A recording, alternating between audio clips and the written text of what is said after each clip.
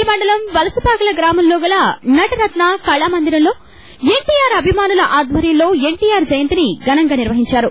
కార్యక్రమానికి కళామందిర అధ్యక్షులు తూరగ సూర్యారావు అధ్యక్షత వహించగా రోటరీ క్లబ్ అధ్యక్షులు పాల్గొని జ్యోతి ప్రజ్వలన చేసి పుష్పాంజలి ఘటించారు.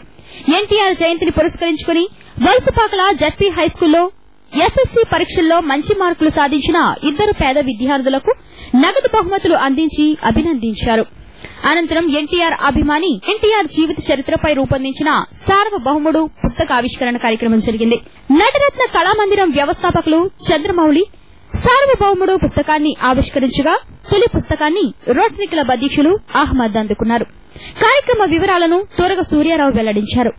వాకల్పూడి హై స్కూల్లో 10th క్లాస్ వాళ్ళకి ఈ రోజు మేము నగదు బహుమతి గిఫ్ట్ ఇచ్చాం. అలాగే ప్రతి సంవత్సరం కూడా నందమూరి తారక రామారావు గారి వర్ధంతి జయంతితో పాటు మిగతా కార్యక్రమాలు కూడా మన నటరత్న కళామందిరం చొప్పున మేము చేస్తున్నాం.